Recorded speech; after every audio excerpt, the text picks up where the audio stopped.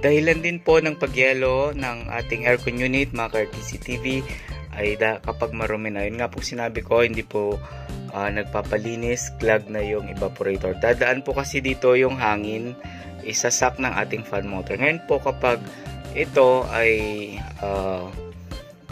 barado na ng dumi, hindi na po makakapasok ang hangin dito.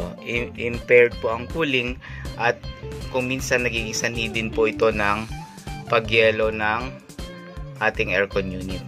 Isa pa pong dahilan ng sanhi ng pagyelo ng aircon unit po ninyo ay ang hindi gumaganang fan motor o kaya mahina.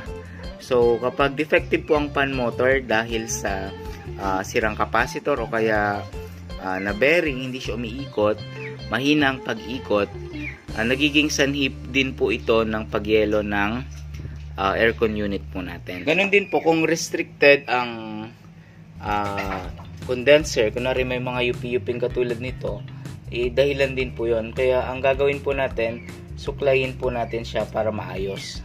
Ganon din po sa evaporator, yung mga ganito pong na yuping aluminum pins, kailangan mas straight po ito. So iwasan po natin na magkaganito po yung ating evaporator. So suklayin natin siya, mga ka-RTC para bumalik po sa dati. Yan.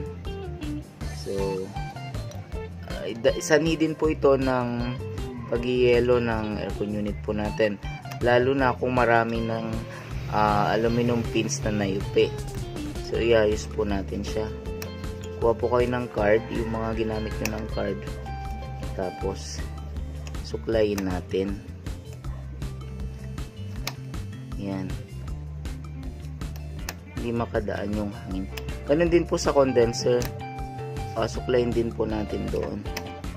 Yan.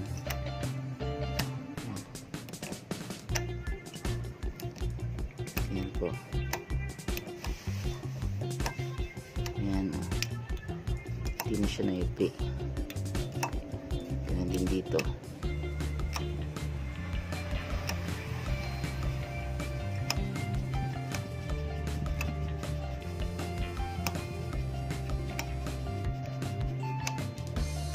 Matalim po ito, mga ka-RTC.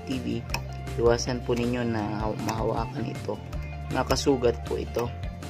So dahan-dahan po sa pagbuhat. Yan. Yan, nasuklay na natin. Hindi na siya yan din dito sa kabila. So okay na siya.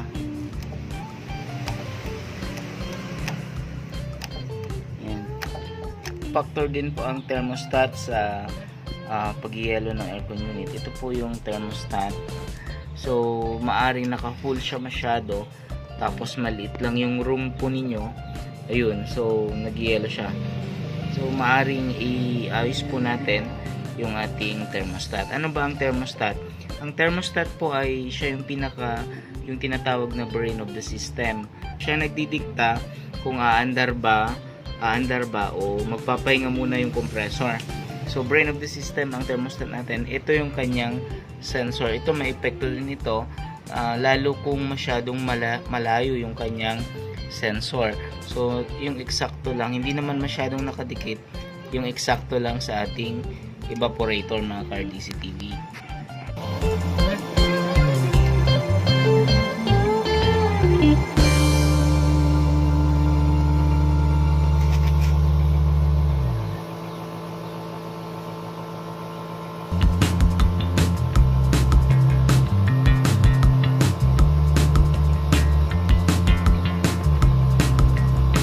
Ang sanipa ng pagyelo ng ating aircon unit ay kung may leak ito.